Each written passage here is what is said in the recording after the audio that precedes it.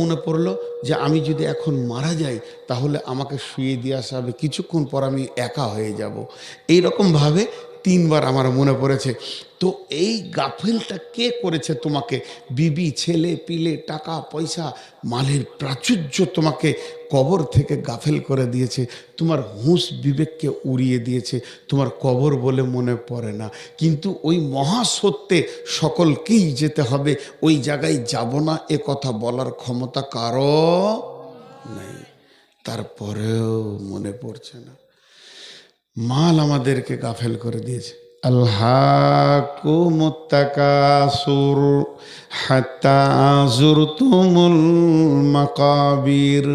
এবার শুনেন, একজন সাহাবী, সাহাবীটার নাম কেউ বলছে আবু দারদা, কেউ বলছে আবু আইয়ুব আনসারী।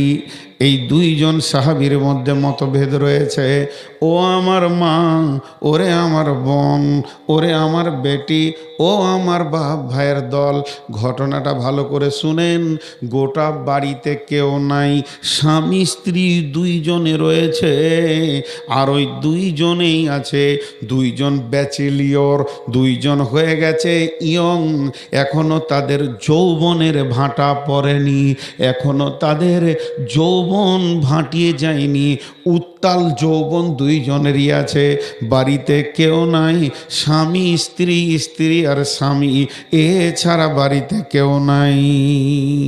এই ওঠ, দাঁড়া দাঁড়া, আমি দাঁড়াতে বলছি, দাঁড়িয়ে যা, দাঁড়িয়ে যা, এইদিকে তো ওখানে সরে বস, সরে বস, ওকে মাঝে দাও তো। এই তুই ওঠ, তুই ওঠ, ওই দিকে যা। না, ছোট ছেলের এটা নিয়ম, এদেরকে মসজিদেও এইভাবে ফাঁক করে দেবেন, না হলে এটা করবে, এটা বয়স, এটা বয়স। তো ধ্যানের সঙ্গে শোন রে বাবা, তোরা ছেলে মানুষ, এগুলো মনে রাখবি, মনে রাখলে অনেক কাজে লাগবে। কি বলছিলাম, মাথা থেকে হারিয়ে গেল।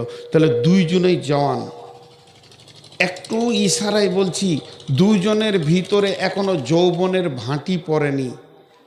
আবার আছে কি অবস্থায় বুঝেন, যারা ব্যাচেলিয়র, যাদের বিয়ে হয়েছে তারা বুঝেন কি অবস্থায় 2জনে রয়েছে।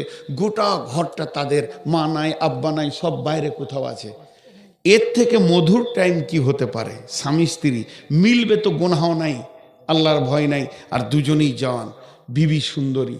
আবার আছে কিভাবে, আছে কিভাবে, স্ত্রীটা বসে আছে আর স্বামীটা ওর জায়গায় মাথা দিয়ে শুয়ে আছে, বালিশ লাইনি। এবার বলেন, স্বামী মাথাটা যদি স্ত্রীর জায়গায় থাকে, আর স্ত্রীটা আবার এমনি করে তার মাথার চুলগুলো, দাড়িগুলো বিউলি করছে, তাকে আনন্দ দিচ্ছে, এমন সময় দেখছে স্বামীটা ডুকরে ডুকরে কাঁদছে। এই কাঁদাটা দেখে বিবিটাও কেঁদে ফেলেছে। তখন বিবিকে স্বামী জিজ্ঞেস করছে, ও বেগম তুমি কাঁদছো কেন?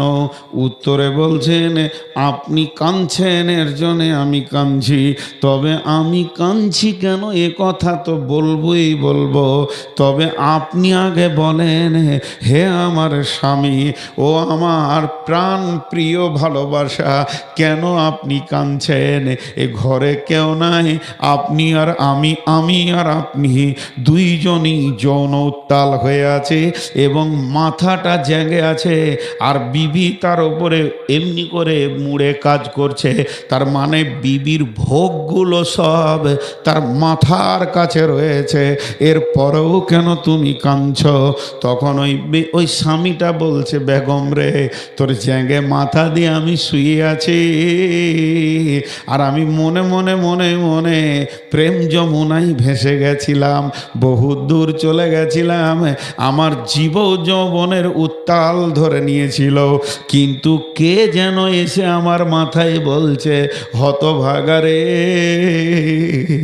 হে হতভাগা, তুই তোর বিবির জানটাকে পেয়ে আল্লাহর কবরকে কি করে ভুললি বল?